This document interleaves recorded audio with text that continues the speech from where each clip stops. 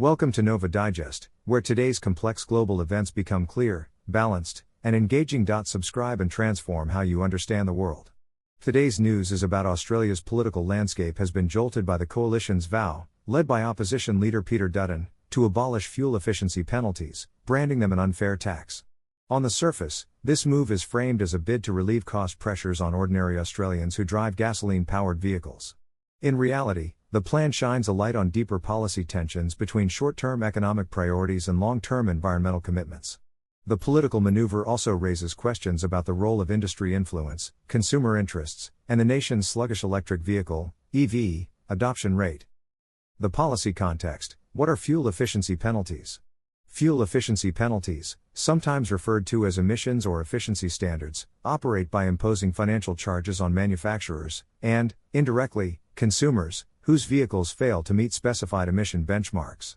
The proceeds from these penalties may then be redirected toward environmental initiatives or used to incentivize low-emission technologies. In Australia's case, these standards have been relatively weak compared to European or American equivalents, yet they still serve as a minimal regulatory nudge to reduce the carbon footprint of the transport sector. The coalition's framing of these penalties as an unfair tax suggests a belief that they burden drivers, especially those in rural or regional areas where vehicle choice is limited and infrastructure for alternative fuels remains underdeveloped. However, critics argue that scrapping these penalties without introducing a robust alternative leaves a policy vacuum that could further stall Australia's emissions reduction efforts. Political positioning versus environmental responsibility. From a political standpoint, the coalition's pledge appears designed to exploit voter frustration over rising living costs. By recasting emissions penalties as a direct tax on consumers, Peter Dutton's team reinforces a populist narrative: "We're fighting for your hip pocket." This resonates strongly with communities already feeling squeezed by higher fuel prices, inflation, and stagnant wages. Yet the environmental trade-offs are pronounced. Transportation is one of the fastest growing sources of carbon emissions in Australia. According to the Australian Bureau of Statistics, transport emissions have steadily increased since 2005. The International Energy Agency, IEA, ranks fuel efficiency standards among the most cost-effective ways to curb these emissions and accelerate the transition to EVs.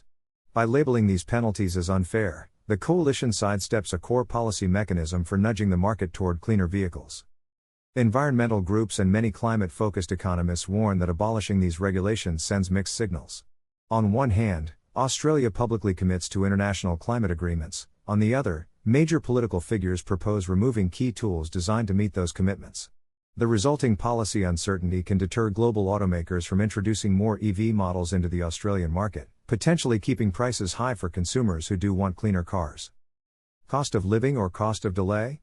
Central to the coalition's argument is the notion that fuel efficiency penalties punish ordinary Australians who have limited vehicle choices.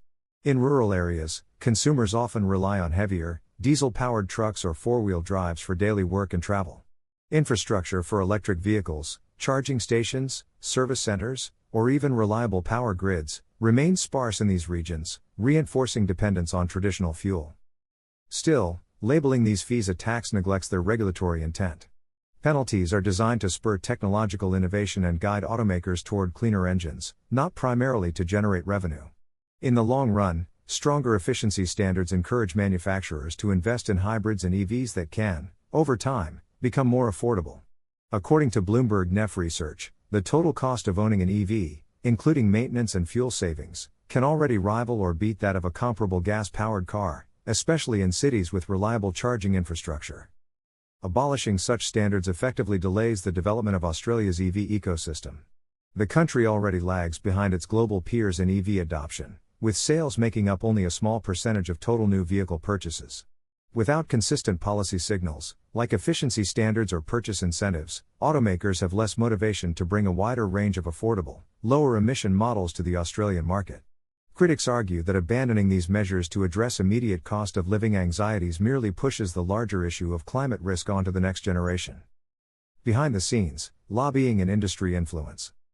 Although the coalition frames its policy as defending consumers, industry influence may also loom large.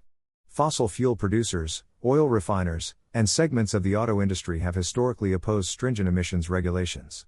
Lobbying records from the Australian Electoral Commission reveal substantial donations to major political parties from companies that stand to lose if consumers pivot en masse to cleaner vehicles. This dynamic is not unique to Australia. Globally, fossil fuel and automotive lobbies often resist proposals that threaten existing profit models. In the United States, attempts to roll back emissions standards under the Trump administration were supported by major oil companies and carmakers claiming that strict regulations unduly burden manufacturers. In many instances, these claims were later debunked or revealed to stem from carefully orchestrated lobbying campaigns. While no direct evidence has surfaced tying the coalition's announcement to such corporate interests, the question remains, to what extent do political donations or corporate lobbying shape policy decisions on fuel efficiency?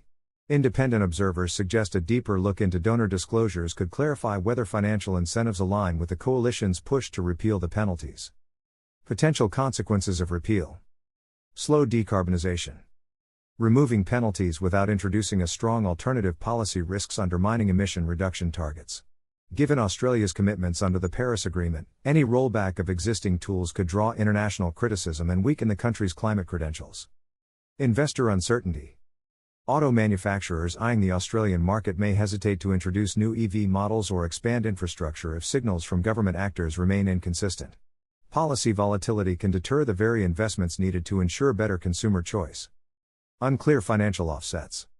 If revenue from current penalties, however modest, supports any environmental or infrastructure initiatives, abolishing them without replacement raises questions. How will policymakers fund these programs? The coalition has not detailed how such a budgetary gap might be closed. Social equity concerns. High-emission vehicles disproportionately impact low-income communities through air pollution and related health costs. By removing a mechanism that nudges automakers to produce cleaner cars, the coalition's proposal could perpetuate these hidden burdens. The missing alternatives. A glaring omission in the coalition's plan is the absence of a replacement strategy. If fuel efficiency penalties are indeed an unfair tax, how else might Australia encourage cleaner transport? Options include targeted subsidies or rebates, providing financial incentives for EV buyers, particularly in rural areas, infrastructure investment, building out charging networks to accommodate drivers in remote locales, bridging the gap between urban EV adopters and regional communities, progressive fuel taxation, gradually shifting excise taxes to favor lower emission fuels, while cushioning the impact on vulnerable households, accelerated fleet transition, mandating public sector fleets, government vehicles, public transport, move to cleaner alternatives, setting an example for broader market uptake. None of these are explicitly featured in the coalition's current messaging, leaving observers to wonder if electoral politics have eclipsed a more thoughtful, long-term approach. Where do we go from here? With elections approaching, the coalition's move highlights the tension between immediate voter concerns and Australia's broader climate objectives. Critics accuse the opposition of leveraging cost of living fears to dismantle a policy tool without proposing a meaningful replacement. Supporters, on the other hand, claim the penalties were ineffective or regressive, putting unnecessary strain on families already struggling financially. Ultimately, the path forward may hinge on whether Australian voters view emissions regulations as a burden or a catalyst for innovation. If the public perceives them as a burdensome tax, the coalition's narrative could gain traction. If, however, voters see these policies as essential steps toward a cleaner, more competitive economy, the government, or any future administration, may face pressure to refine or reinstate them. Conclusion. The coalition's pledge to abolish fuel efficiency penalties reflects a broader clash over how Australia balances environmental commitments against immediate economic pressures. While framing the penalties as a punitive unfair tax resonates with motorists wary of rising costs, the lack of an alternative mechanism casts doubt on whether this move serves the nation's long-term interest. The debate spotlights unresolved questions about lobbyist influence, consumer choice, and the country's readiness to transition away from fossil fuels. As policymakers weigh their options, Australians face a pivotal choice: continue prioritizing short-term relief at the potential expense of climate goals, or demand comprehensive, forward-looking strategies that safeguard both household budgets and the planet's future. The conversation, much like Australia's road to decarbonization, is far from over. If clarity matters to you, stay with NovaDigest. Subscribe, share, and explore insights that go beyond the headlines, smart, balanced, and made for minds that question more.